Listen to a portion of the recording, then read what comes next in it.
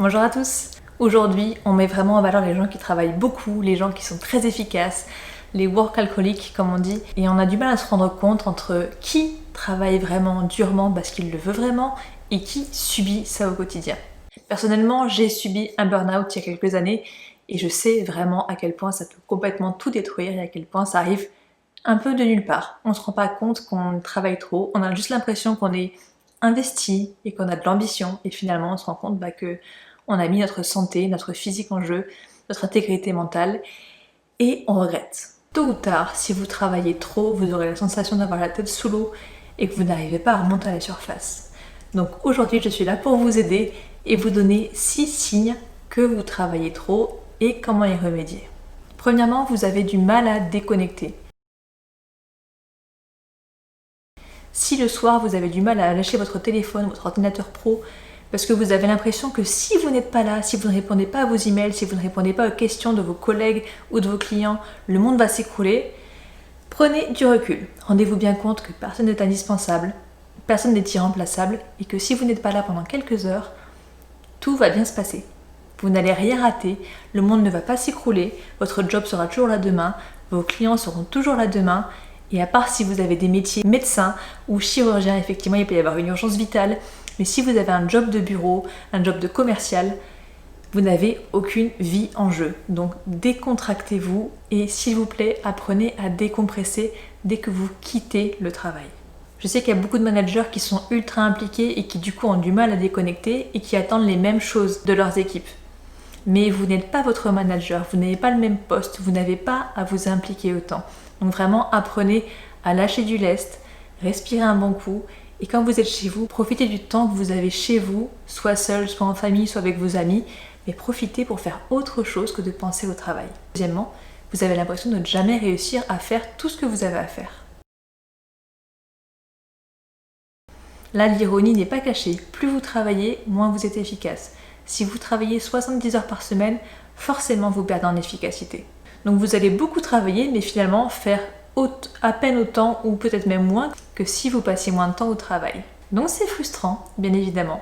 Et en plus, le pire, c'est que si vous consacrez trop de temps à votre travail, vous serez effectivement en retard sur d'autres plans. Typiquement, peut-être que votre santé se portera mal, peut-être que votre vie sociale se portera mal, peut-être que votre physique sera fatigué, vous serez en retard sur d'autres plans.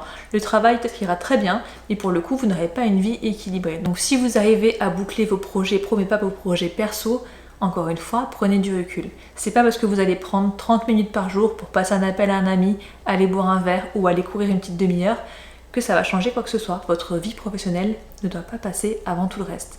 Il y a ce qu'on appelle l'équilibre vie pro-vie perso qui est quand même indispensable pour pouvoir être épanoui, en tout cas à long terme. Troisièmement, votre santé est en déclin. Personnellement, c'est comme ça que je me suis rendu compte que j'étais vraiment au bout du rouleau dans mon travail. C'est que ma santé en a vraiment pris un coup. Généralement, il y a des symptômes de base, type grande fatigue, épuisement, difficulté de concentration, dépression, sentiment d'être toujours tendu, stressé, les troubles du comportement alimentaire, soit manger trop, soit manger pas assez, les insomnies. Vraiment des symptômes qui sont liés quand même au stress, à l'anxiété et au fait qu'on n'arrive pas à calmer son esprit. On pense constamment au travail, à ce qu'on devra faire, ce qu'on a fait, ce qu'on a bien fait ou ce qu'on a mal fait. Et pour le coup, ça ronge toute notre vie. Donc on devient anxieux, déprimé, angoissé constamment et forcément notre santé en pâtit. Donc écoutez-vous. Si votre corps vous fait sentir que vous n'êtes pas bien, que vous êtes trop dans le speed, trop stressé ou trop impliqué quelque part, écoutez-le. Le corps est quand même vraiment très très bien fait et s'il vous envoie ces messages vous disant que ça ne va pas, écoutez-le. Et si vous vous dites que ça ira mieux quand ce projet sera bouclé, sachez-le, ça ne sera pas mieux dans quelques mois. Ça va forcément faire une boucle et revenir régulièrement. Et les problèmes d'angoisse et de stress peuvent facilement vous conduire à long terme à des problèmes cardiaques ou des problèmes d'addiction type alcoolisme. Donc s'il vous plaît, prenez soin de vous, écoutez votre corps et apprenez à prendre du recul et à demander de l'aide dès que vous sentez votre corps vous le demande. Quatrièmement, ça paraît très simple, mais c'est vrai, si vous passez beaucoup trop d'heures au travail, vous travaillez sûrement trop. Je ne sais pas si vous savez d'où vient l'histoire au départ des 40 heures hebdomadaires. Henry Ford, le créateur de la marque d'automobile Ford, c'est un peu un précurseur dans le domaine du travail. Et ses salariés travaillaient 8 heures par jour, 6 jours par semaine.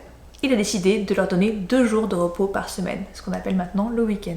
Donc ils travaillaient plus que du lundi au vendredi pendant 8 heures. C'était la semaine de 40 heures. Et on s'est rendu compte que leur productivité augmentait. Forcément, parce que quand on passe trop de temps à faire toujours la même chose, ça perd de l'intérêt et du coup on perd en efficacité. En ayant 2 jours consécutifs de repos, les employés, les ouvriers étaient beaucoup plus efficaces. C'est-à-dire qu'ils faisaient en 5 jours par semaine plus qu'ils ne faisaient avant en 6 jours. Ils étaient plus concentrés, plus efficaces et globalement mieux dans leur job. Donc ces 40 heures, c'est vraiment un truc purement symbolique. C'est pas si vous travaillez moins de 40 heures, vous êtes une feignasse, et si vous travaillez plus, vous êtes un bourreau de travail, c'est pas le cas.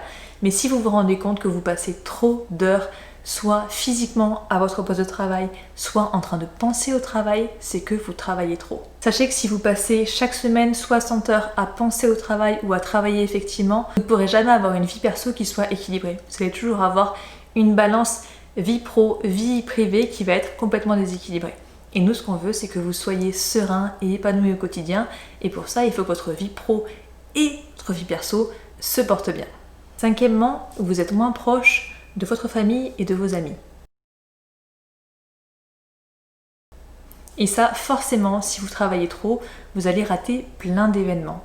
Vous allez refuser des sorties entre amis, vous allez refuser des repas de famille, parce que vous n'avez pas fini votre travail et que du coup, vous préférez finir ce que vous avez à faire au travail plutôt que créer des moments conviviaux avec votre famille et vos amis. Bien évidemment, ça arrive à tout le monde parfois de devoir refuser un apéro ou un repas parce qu'on a un travail urgent à faire maintenant. Ça arrive à tout le monde et c'est pas grave. Mais si ça arrive très régulièrement et trop régulièrement, pour que vous coupiez un peu le lien avec votre famille et vos amis, c'est inquiétant. Si vous ratez trop d'événements et que du coup vous ratez plein de choses qui se passent avec tout le monde et que quand vous voyez vos amis et votre famille, vous vous sentez un peu déconnecté, que vous ne comprenez pas ce qui se passe, ça veut dire que vous avez passé effectivement trop de temps au travail et pas assez de temps avec les gens qui vous sont proches. Et enfin, 8e et dernier point, vous avez perdu votre passion. Si vous étiez vraiment très motivé et qu'aujourd'hui vous n'avez plus l'étincelle qui vous donne envie de vous lever le matin, posez-vous la question encore une fois. Est-ce que c'est vraiment un problème de fond ou c'est juste parce que aujourd'hui j'ai passé trop de temps au travail et que je suis fatiguée, que je suis lasse de ce que je fais?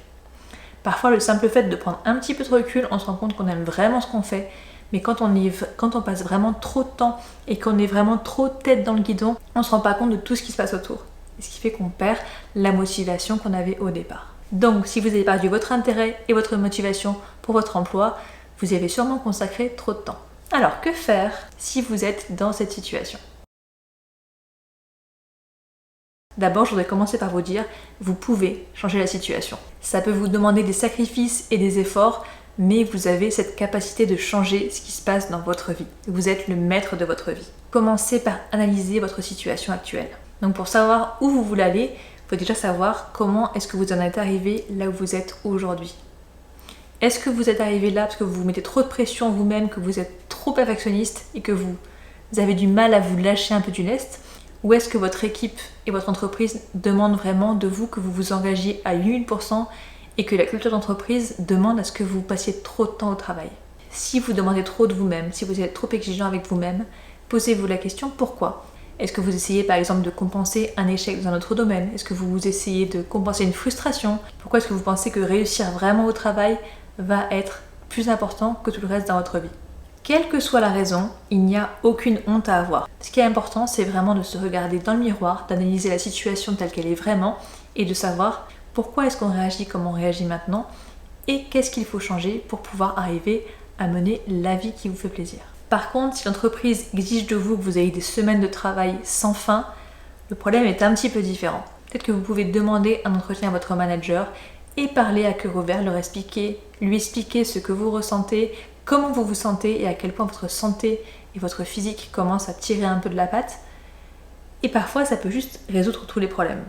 Par contre, si l'entreprise glorifie l'excès de travail et considère que vous êtes un feignant si vous partez avant 20h le soir, il est peut-être le temps de changer de travail ou en tout cas de changer d'entreprise. Ne laissez pas votre loyauté et vos habitudes vous enfermer dans un environnement qui est toxique pour vous. Deuxième étape, imaginez votre job idéal. Quelle serait votre carrière idéale? Posez-vous les questions. Quelle est ma passion? Qu'est-ce que j'aimerais faire? quel est le job qui serait le plus épanouissant pour moi. Imaginez vraiment quel est le poste qui vous irait le mieux, quel poste serait vraiment votre vocation et comment il vous permettrait de vous épanouir dans votre vie quotidienne. Pas uniquement la vie pro, mais également la vie perso. Comment votre job idéal serait un tremplin vers une vie idéale. Dernière étape, troisième étape, élaborer un plan. Maintenant que vous connaissez votre job idéal, que vous savez ce que vous voulez faire, il vous reste deux choix. Rester là où vous êtes ou changer de boîte. Si votre choix est de rester, il va falloir être clair avec ce qui doit absolument changer. Parlez à vos managers, à vos collègues, expliquez clairement comment vous vous sentez, à quel point cela influe sur votre santé et votre vie perso et mettez des limites. Parlez-en à vos proches pour vraiment vous y tenir. Par exemple, engagez-vous à être tous les soirs chez vous à 18h. Bien évidemment, c'est un exemple. C'est pas forcément applicable à votre situation, mais si vous avez pris une décision sur ce qui doit changer, je dois passer moins de temps au travail, vous limitez à tant d'heures par semaine, ne pas dépasser 50 heures par semaine, ne pas dépasser 40 heures, selon vos propres besoins, vos propres envies. Il faut simplement que la demande soit claire pour vous, pour vos proches et surtout pour vos managers. Et si vous êtes un bon élément pour l'entreprise, ne vous inquiétez pas, votre manager et vos équipes comprendront et feront en sorte de vous conserver dans l'équipe en bon état, en bonne santé et le plus serein possible. Et si vous décidez de changer de poste, bien évidemment, c'est plus compliqué, ça demande plus de sacrifices et plus de temps, mais je vous demande simplement de ne pas partir sur un coup de tête. Si vous avez des économies pour plusieurs mois, etc., que vous avez des potentiels de faire des recherches d'emploi sans aucun stress financier, bien évidemment, vous pouvez le faire. Mais la façon la plus simple de changer d'emploi pour trouver un job qui nous plaît vraiment, c'est de ne pas être pressé par le temps. Et pour ça, l'idéal, c'est d'avoir encore un job, d'avoir encore des revenus qui rentrent tous les mois. Vous passerez moins de temps sûrement à votre ancien job parce que vous savez que vous n'avez plus envie de le faire, mais vous ferez quand même votre travail et vous serez sécurisé financièrement. Bon, ma caméra vient de me lâcher, du coup je termine sans l'image, vous avez uniquement le son. De toute façon, j'avais dit le plus important. Je voudrais simplement vous rappeler que changer prend du temps, bien évidemment, ce ne sera pas fait tout de suite. La situation idéale est de prendre le temps de trouver le job idéal que vous ne regretterez pas. Vivre son rêve n'est pas facile, ça peut prendre beaucoup de temps. Mais maintenant que vous savez vraiment ce que vous voulez faire, la motivation va suivre. Bon courage, prenez soin de vous et à très vite. Si cette vidéo vous a plu, n'hésitez pas à la liker, à la commenter et surtout à vous abonner.